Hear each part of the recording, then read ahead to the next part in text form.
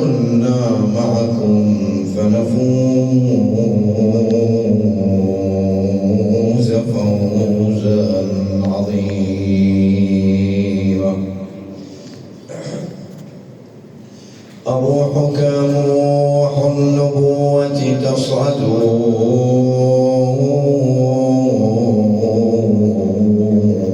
إلى الحشر للفردوس والحور سجد.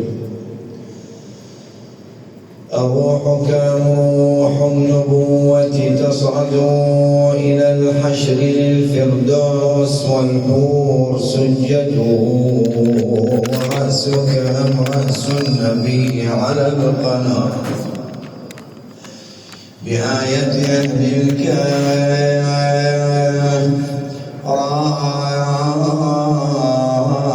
يردد. وصدرك مستودع العلم والحجاب لتحطيمه جيش من الجان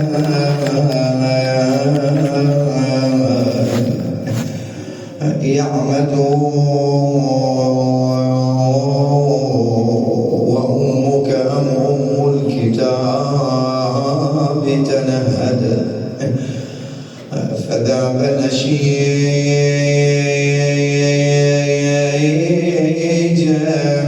قلبها متنهد.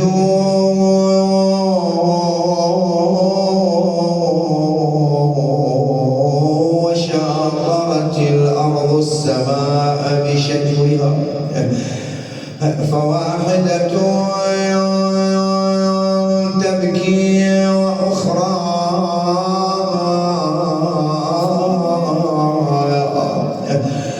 تعدد.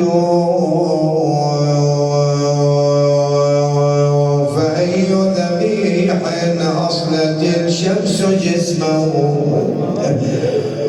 وموقدها من نوره متولد. وأي ذبيح داست الخيل صدره وفرسانها من ذكره تتجمد. فلو علمت تلك الخيول كأهلها بأن الذي تحت السنابك أحمد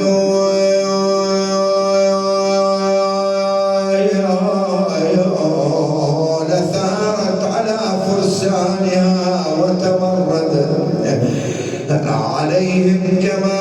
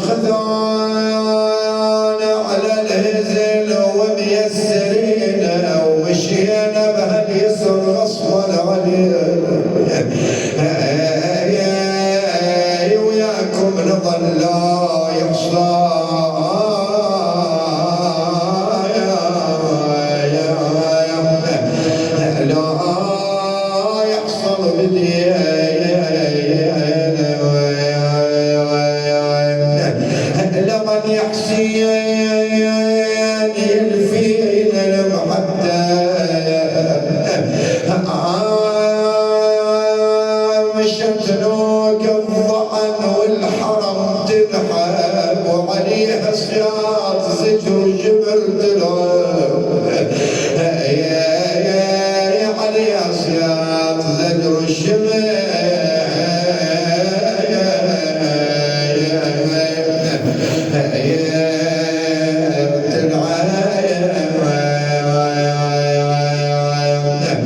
والله وانها حاج العيس والله العيس ولا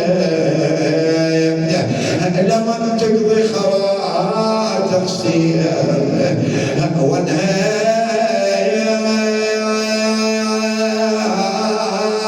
الجثث كل الروس وانا يا ابن زياد والله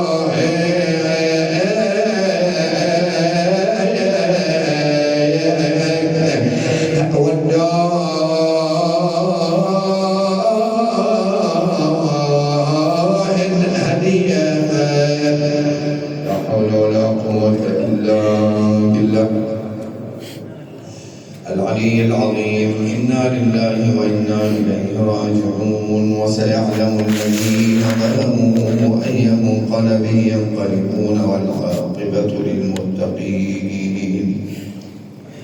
عن أمير المؤمنين عليه السلام قال رحمه الله امرئ تفكر واعتبر. رحم الله امرئ تفكر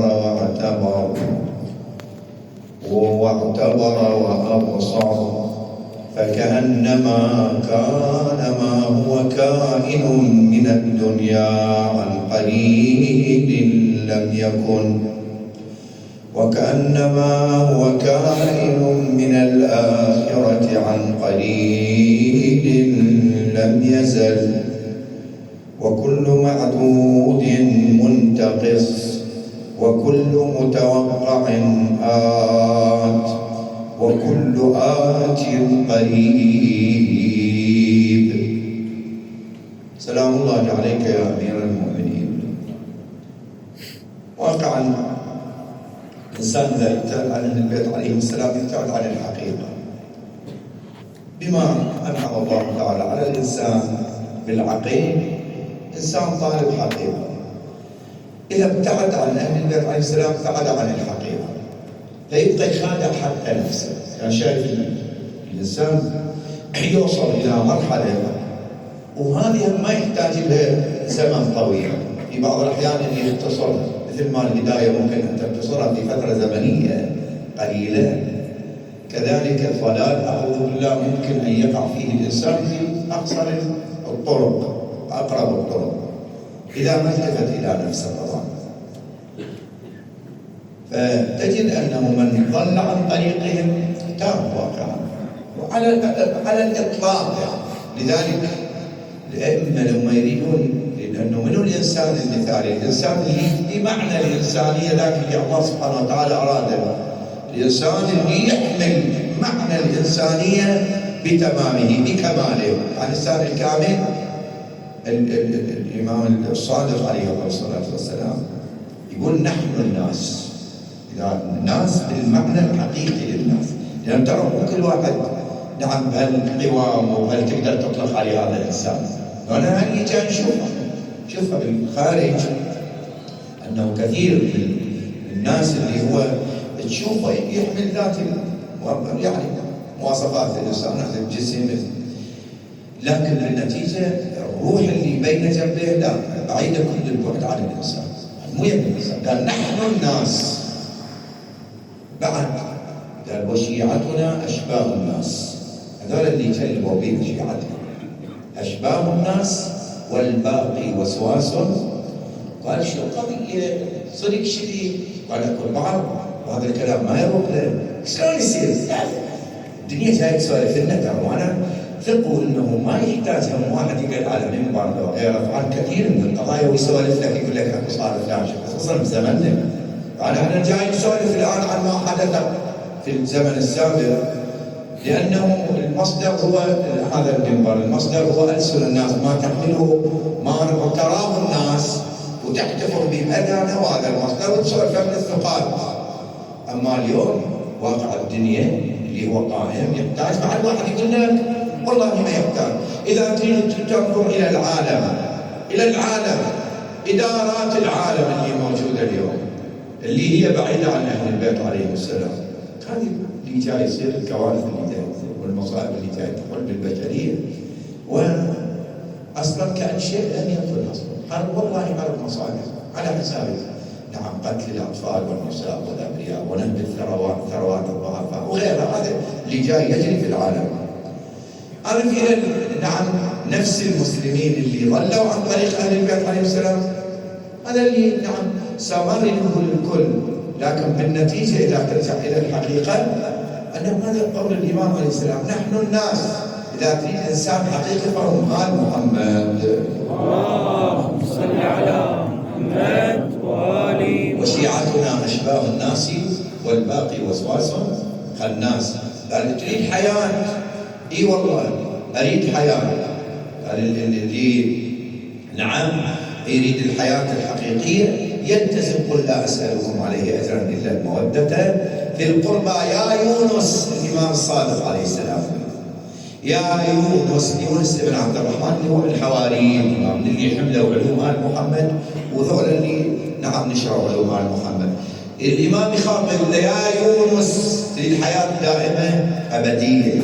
ترى الحياة الله سبحانه وتعالى نعم خلق الإنسان محدث، يعني مخلوق، يعني مو أزلي. الله تعالى فقط أزلي، إنسان محدث مخلوق، لكن هذا المحدث ممكن أن يستمر حياة أبدية. قال نعم، الله سبحانه وتعالى خلق وأراد له حياة أبدية يتنعم بها إلى الأبد.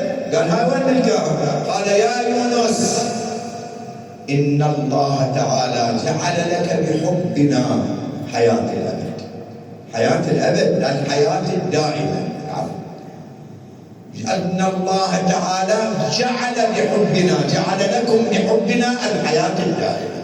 حياة دائمة تريد حبنا تمسك بنا. هذا الحب اللي يحكي عنه الإمام يعطي الحياة الدائمة، حب الداعي إلى العمل، يعني الحب اللي يربطك بأهل البيت ارتباط عقائدي.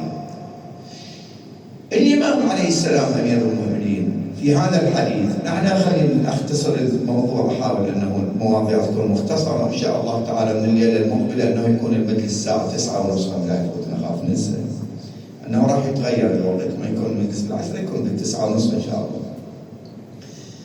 الإمام عليه السلام رحم الله امرئ تفكر واعتبر.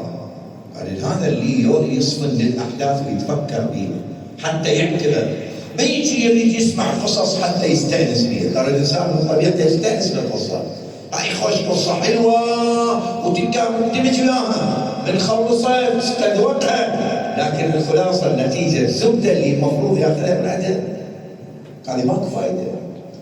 احنا اليوم نسولف يجب ان يكون انه، وهذا لازم نحرص عليه، ان يكون ان التاملات وقفات تامل مع الاحداث التي مرت على سيد الشهداء الى نهايه المسيره للاربعين.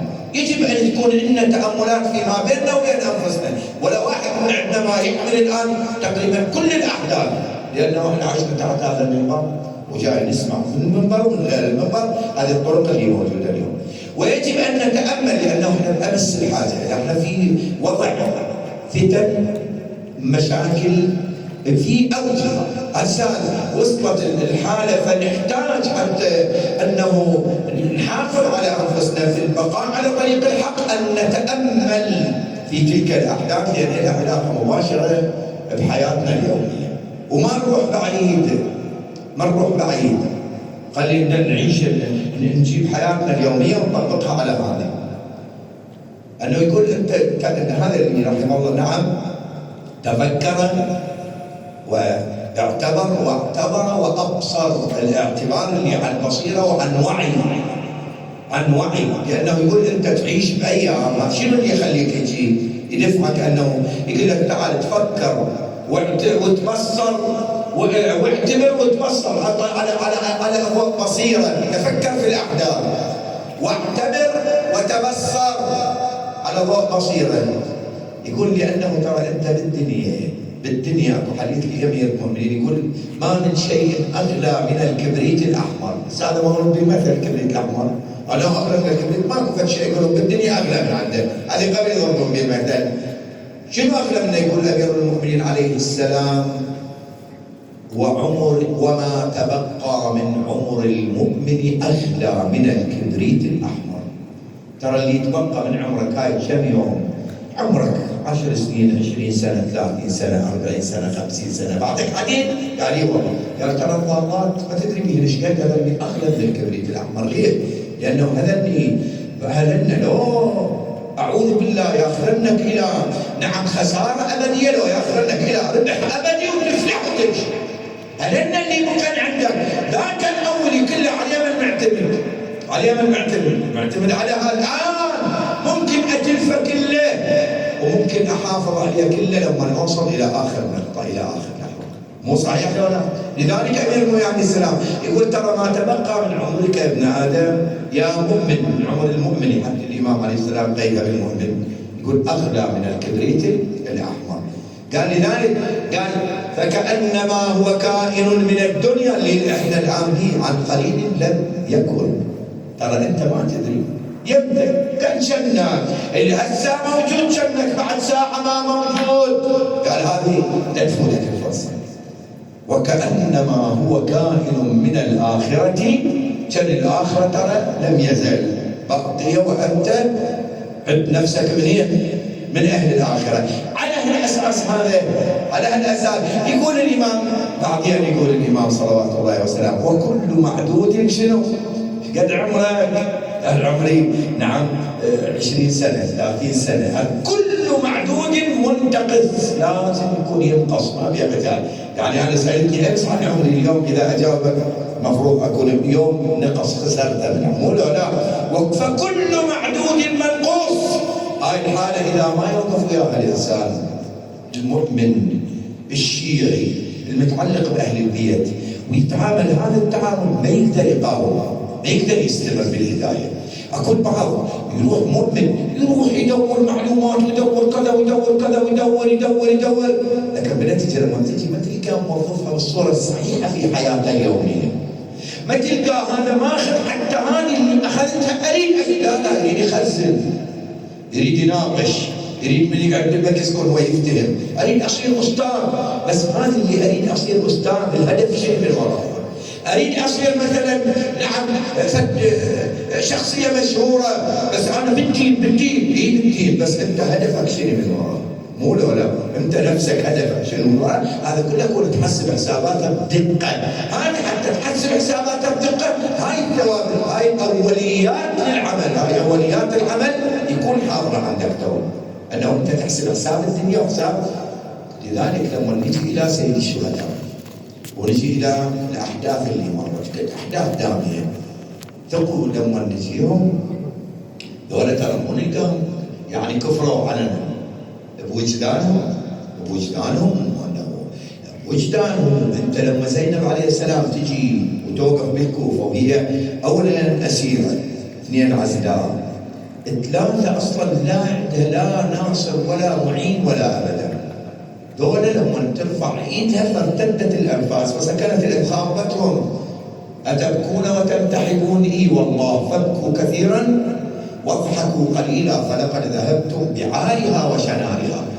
قال ذولا القاده وجيش ودوله يقول لهم شنو انت عاطيكم مرة شو اسمه جاي ترسل بينا عشان سامع وسوي بينا كذا وتتجاوز علينا سكتوا. يقولون يسكتون هذولا بس اكو وجدانهم هم ليش كانوا شو يسوون؟ قال كانوا يبكون يكاد احدهم ياكل يده ولا يدري، لانه هذا يسوي المصائب، بس وجدانه يدري هو على خطا ويدري هذا مو صحيح، بس ما يقدر يجيب ذيك النفس الاماره بالسوء يمشيها بالطريق الصحيح. هاي كل ما نوصل لها يا مؤمنين، هاي المعرفه وحدها ما تكفي. فحتى اكون انا اعمل، وهذا اللي نحرص عليه يا شباب، اعمل يكون اجيب نفسي اوظفها امشيها بطريق الحق، مو فقط اعرف طريق اللهم اعرف الحق حقا وارزقنا اتباعه. ماكو فايده انه بس نعرف، كون نعرف ونعمل، حتى نعمل كون الهدف لما اجيت اتعلم، لما اجيت اعرف اريد احمد حتى اسلف نفسي من تلك الاهوال، من تلك الخساره اللي ما وراها رجل. هذول شنو اللي هذول اللي يدرون بانفسهم ما يقدرون. هذا اجت دناءة النفس اليوم. امس هذا الملعون طلعوه من ذيك الحفره بخزي. ايش عجبني لحد الان ماكو اعتبار. هذا يطلعون المليارات من جو القريه ولا ذاك يطلعون الذهب ما ادري بالمئات الكيلوات. ولا لا قلت له ليش ما يعتبرون؟ وهذا قدامهم اللي كان ويقولون بزمانه والله ذاك بس إله اصلا ماخذ الامه كلها إله، يعني حتى الناس استعملها ترى مو ماكو فوق بزمانه ما في شيء حتى تفوق الوالد ما خليته اصلا ما في شيء حتى بزمانه حتى تفوق الناس. هو اخذ كل شيء الا استاثر به علنا، بس بالنتيجه طلعوا ليش ما يعتبرون؟ ليش ما يعتبرون؟ ويطلع يمشي على سيد شهداء ويطلع لابس الشداش سوداء ويطلع مسوي له مجلس ويطلع ليش؟ هذا اللي يجب ان نخاف منه، نحذر من عنده، ان لا نوصل نفسهم. جمال عند سيد الشهداء سعيد ابن المسيب يقول انا اجيت الامام زين العابدين بعد حرب كربلاء وقلت له ابن رسول الله انا رايح موسم الحج، كان موسم الحج تحتاج شيء من عندي، كان قريب من الامام عليه السلام فقال لي لا اذهب راشدا سالني الدعاء وكذا وخليته رحت. قال من رحت صلت الى الكعبه كان شايف اني الله سبحانه وتعالى وفق بالحضور هناك واللي ان شاء الله تعالى ما رايح عمره او حج نسال الله ان شاء الله يوفق الجميع لزياره قبر نبيه وحج بيته الحرام ان ام بيته الحرام. قال فلقيت رجل اسود وجهه كقطعه الليل المظلم متعلق باستار الكعبه مضمون اللي هو هذا يدعي به. يقول لك اللهم اني اسالك بحرمه بيتك وحرمة سم أن تغفر لي وإني أعلم أنك لا تغفر لي ولو شفعت بي ملائكة السماوات والأرض والأنبياء والصالحين أدري بك ما تغفر. هذا الحاسب بيد الله فيقول التمت عليه بالك قال له ويلك يا هذا. يقول لك أنت شنو؟ أنت لو فعلت فعل الشيطان لما جاز لك أن تقول هذا لأن اليأس من رحمة الله ولا من الكفر. فأنت شنو أنت جاي تقول؟ قال لهم لا أنا فعلت بالفعل حتى الشيطان ما سواه. قال هذا بشر يسوي هيك؟ بشر يسوي هيك؟ هسه ما تحضرني هواي مشاكل، غزو ايران وغزو الكويت وغزو شقد الوادم تجاوزت وفي الحج فلان النتيجه ردت الايدي اموال ناس مسلمين شيعه عندهم باطل ردت اخذت وحدت النتيجه هو يعرف انه هذا حرام. فقال له شنو سولفتنا؟ قال لهم انا جمال الحسين انا بها هذه اختم بعد اليوم نسال الله سبحانه وتعالى ان يوفقنا في الميزان. قال جمال الحسين سامعين قصه جمال فقال من شفت قريب من سيد الشهداء قريب من سيد الشهداء هذا اللي يعيش ويا الحسين يظل ما يراقب روحه يا جماعه بالطريقه الصحيحه يظل كنت انا قريب بحيث انه اذا طرح الامام سراويله سواء يقول إذا طرح سراويله كنت أشوف تكة في سراويل سيد الشهداء أعجبتني. شنو قيمتها؟ شنو قيمتها؟ أكو أنفس دنيئة هيك أكو أدنى من هاي الأنفس بعد. وين يوصل الإنسان؟ وين يوصل؟ هذا اللي ما يراقب روحه ويروح ويا الدنيا تجرى الدنيا يحاول يبكي ويبكي ويسوي حسيانيه ويجيب فضائيه وما ادري يحاول يدري بهاي مصادر الخير بس ذيك نفسه ما يقدر يجيبها ويحطها بهذا الطريق. مو كيف خلت الدنيا كلا بل ران على قلوبهم ما كانوا يكسبون. قال من يطرح سراويله بالسجاده اشوف حتى ايش قد قريب من الامام فيقول وصلنا لكربلاء صارت المعركه قال احفظت لي حفيره والبلد به ماني مع الحرب ولاني هذا ما الله يوفقه البلد بذيك الحفيره الى ان حطت الحرب اوزارها صار المغرب صار الليل منا خيام محترمه خيام الامام الحسين انتهت معسكر الحسين ماكو خيمه وحده جمعوا بها الاطفال والنساء ومنا كذول الملاعين تعبانين وقد راح منهم حرب فارتاحوا وناموا وبقوا حراس قليلين اللي يمشي ما حد له علاقه به. يعني جيش كثير قد واحد هم يعرف الثاني بهم كثيرين فيقول له اجى ببالي، قلت الحرب حطت اوزارها، خلي اتسلل الى جسد الحسين لعلي اجد، لانه انا شفته ذيك الصراويل لبسها يوم اللي طلع للقتال، فلعلي اجد تلك التكه. خلاص الامور انتهت وراحت الدنيا كلها وما ضر شيء على الحسين ما سلفه. هو السروال بعد انا خلي اخذ تكه السروال.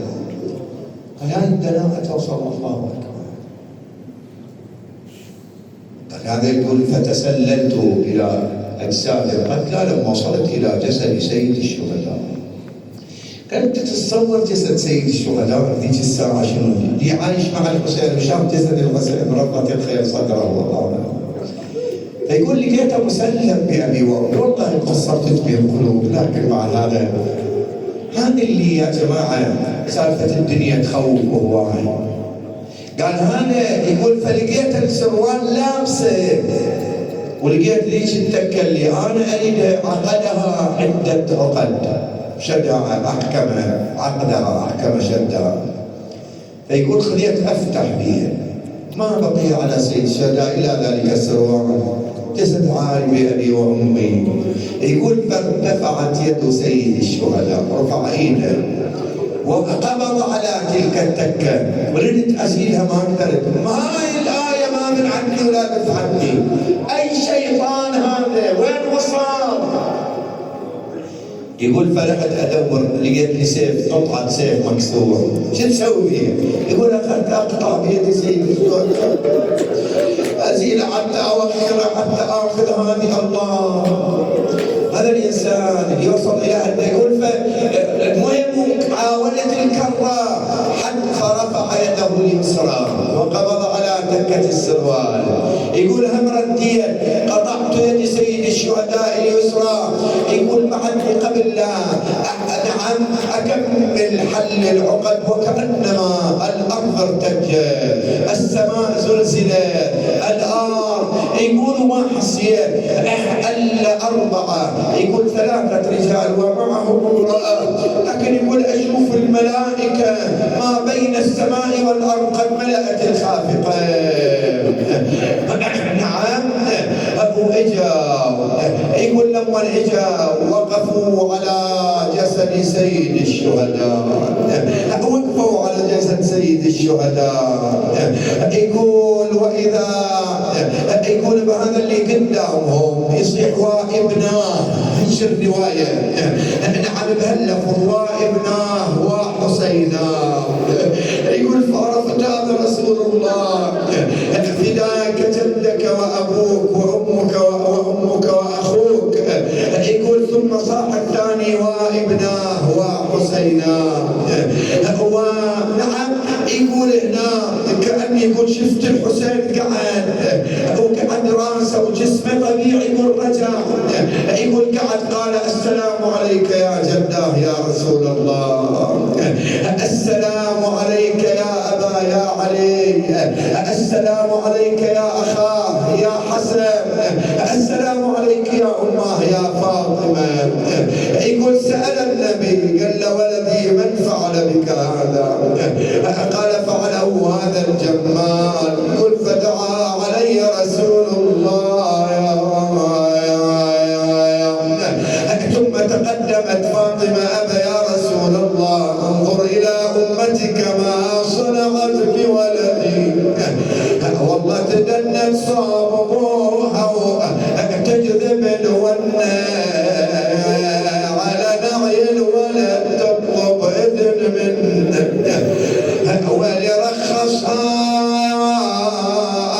وهو تيم جسم ابنها حسين تشم منحره وتهمل دموع العين ومن شافت جروح على ضمة الخد وقامت من دماه السال تتحمل تقل له هنا يا روح الروح يا سفاح قلبي ويا ضوى بالعين لمك لا يا ابني ما تقل لي ويا راسك راح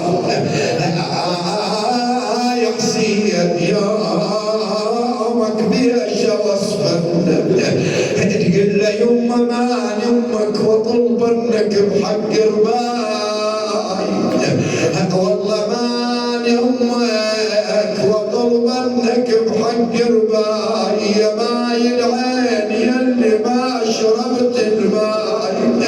انا الكسرى وضلعها قوم واحكي وياي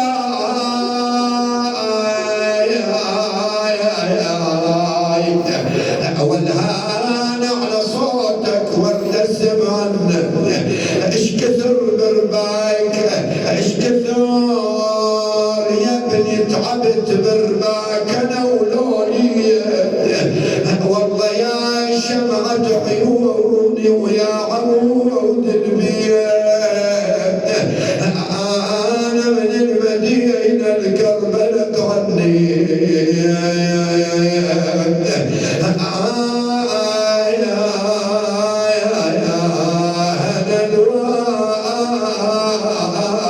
وابني على الجار والله الوالدة وابني على الجار عريان مكسورات الاضلاع امشونا يا شيعة في نفسها وزيانة من ساعد محل.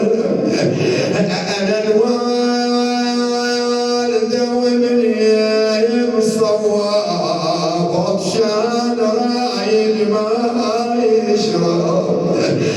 ريت الفرات بما يغرب ولازل طاحت من مثل لابد